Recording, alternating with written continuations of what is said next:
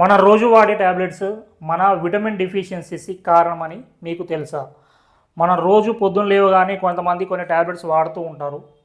So ఆ tablets సంవత్సరాల తరబడి వాడడం వల్ల మీ బాడీలో విటమిన్ డెఫిషియన్సీ అనేవి ఖచ్చితంగా స్టార్ట్ అవుతాయి.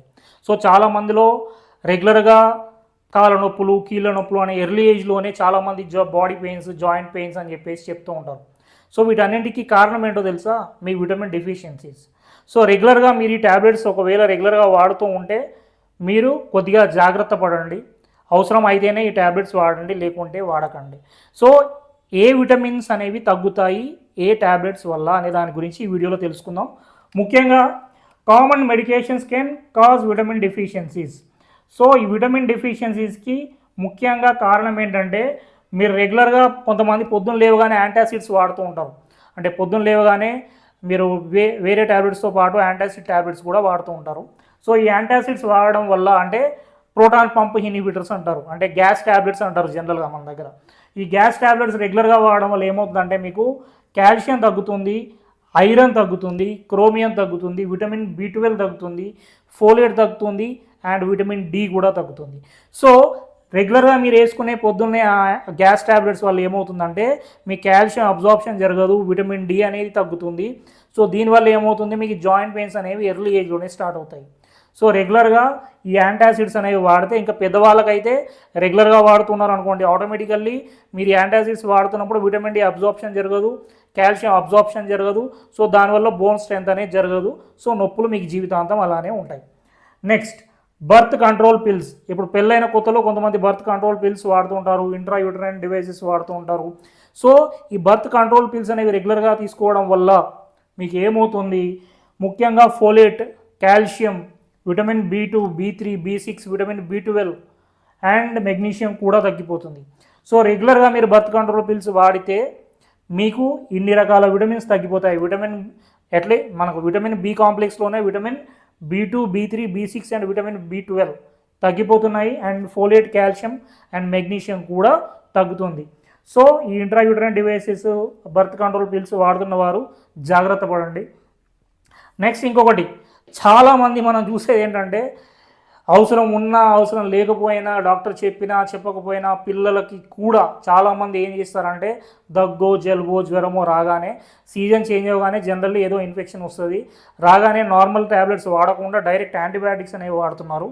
సో ఇలా యాంటీబయాటిక్స్ అనేవి ఆన్ ది కౌంటర్ తీసుకొని మీరు వాడుకోవడం వల్ల మీ పిల్లలు ఎలాంటి ఇబ్బందులు పడుతున్నారో మీకు తెలియదు. సో ముఖ్యంగా ఈ యాంటీబయాటిక్స్ రెగ్యులర్గా తీసుకుంటే it can kill your good bacteria, అంటే మీ గట్లో ఉండే మంచి బ్యాక్టీరియా చనిపోతుంది. సో దీనివల్ల ఏమవుతుంది, మీ పిల్లలకు అరుగుదల లోపం అనేది ఉంటుంది, ఇండైజెషన్ ఇష్యూస్ వస్తాయి, మోషన్ సరిగా వెళ్ళరు, అండ్ ఎదుగుదల కూడా లోపిస్తుంది. దీంతోపాటు మీరు యాంటీబయాటిక్స్ రెగ్యులర్గా వాడడం వల్ల బయోటిన్ తగ్గుతుంది, ఇనాస్టాల్ తగ్గుతుంది, వైటమిన్ K తగ్గుతుంది, B1 తగ్గుతుంది, విటమిన్ B2 తగ్గుతుంది, అండ్ విటమిన్ B3 కూడా తగ్గుతుంది. So vitamin B1, B2, B3 and vitamin K, దాంతోపాటు గుడ్ బ్యాక్టీరియా చనిపోతుంది రెగ్యులర్గా వాడడం వల్ల. నాట్ ఓన్లీ ఇన్ చిల్డ్రన్స్, పెద్దవారిలో కూడా ఇదే ఇష్యూ. రెగ్యులర్గా యాంటీబయాటిక్స్ వాడకండి ప్రతి చిన్నదానికి. And next, anti depressants. చాలామంది ఈ